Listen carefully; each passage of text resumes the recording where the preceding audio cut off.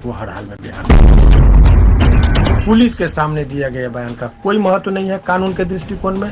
इस जैसे ही इस केस में जज साहब के सामने प्रस्तुत होगा हाई कोर्ट लेवल पर, एक लाइन में बहस होती है कैसे नाम इनका आया, तो बोला था कन्फेशनल स्टेटमेंट पर।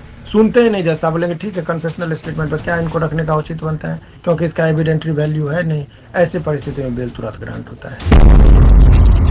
मनीष कश्यप को बहुत बड़ा बेनिफिट हुआ है।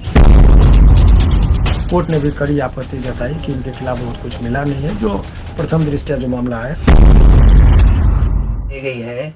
क्या कुछ है ये, उनको प्रोडक्शन वारंट पे ले गया या पुलिस रिमांड मिली है, इससे क्या फायदा या क्या नुकसान होगा मनीष कश्यप को? देखिए बहुत ही अच्छा प्रश्न आपने पूछा है। इस प्रश्न का आंसर मैं थोड़ा एक लाइन में डिटेल में देना चाहूँगा ताकि आपके चैनल के माध्यम से वो लोग भी जो समाज में कुछ लीगल टर्म को समझना चाहते हैं इस कंसेप्ट को भी समझेंगे। तो बहुत सारे लोगों के बीच में एक दुविधाजनक बातें हो रही है। 3 टर्म जो लोगों को समझना चाहिए इस केस के माध्यम से। तो पहला एक टर्म यूज है ट्रांजिट रिमांड, दूसरा है पुलिस रिमांड, तीसरा टर्म है जुडिशियल कस्टडी और पुलिस कस्टडी। इसके संदर्भ में बारीकी से समझिए, तब उससे आपको पता चलेगा कि किसी भी मुकदमे में, चाहे वो मनीष जी का मुकदमा हो या अन्य मुकदमा में, क्या इसका नफा और नुकसान होगा, तो वो समझिए। सबसे पहले बात तो ये समझने की ज़रूरत है कि जब कभी भी कोई व्यक्ति गिरफ्तार होता है तो गिरफ्तार करने के बाद पुलिस का को एक 24 घंटा का वक्त रहता है कि आप 24 घंटा के अंदर में उसको संबंधित जो सीजीएम होते हैं उनके सामने उसको प्रस्तुत कर दिया जाता है। अब वहाँ से जब जुडिशियल मजिस्ट्रेट जब के सामने जब प्रस्तुत कर दिया जाता है, उसके बाद जुडिशियल मजिस्ट्रेट उनको वहाँ से धारा इन धाराओं में उनको दिया जाता है कि फॉरवर्ड किया जाता है, तब वो अपने कस्टडी में लेते हुए उनको जेल में भेजते हैं। तो जैसे ही वो वहाँ से जुडिशियल मजिस्ट्रेट साहब ने आदेश दिया और वो जेल में गया तो समझिए कि जुडिशियल कस्टडी यानी कि जज साहब के कस्टडी में वो आ गया। अब वहाँ पर पुलिस की कोई मर्जी नहीं चलेगी। अब यदि वो जेल से पुलिस को कुछ पूछताछ भी करना होगा तो बिना जज साहब जिसने उनको जुडिशियल मजिस्ट्रेट साहब ने जो उनको भेजा है उनके अनुमति के बिना वो उससे कुछ भी सवाल जवाब नहीं कर सकते हैं।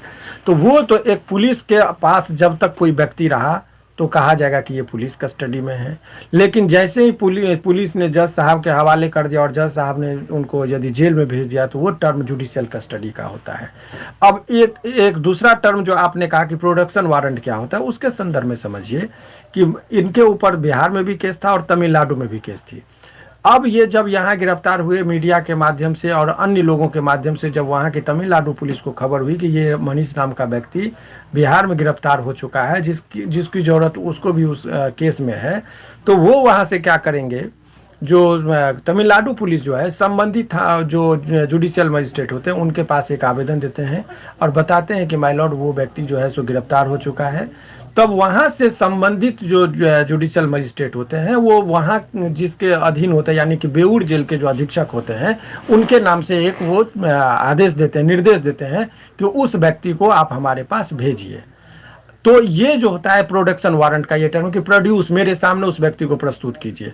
अब लेकिन टेक्निकल टर्म है कि जेल सुप्रिटेंडेंट के पास चिट्ठी तो आता है। अब जेल सुप्रिटेंडेंट साहब वो क्या करेंगे, वो तो बिना मर्जी के उसको हिला नहीं सकते हैं जेल से, चूंकि वो तो जज साहब के सुपरविजन में है।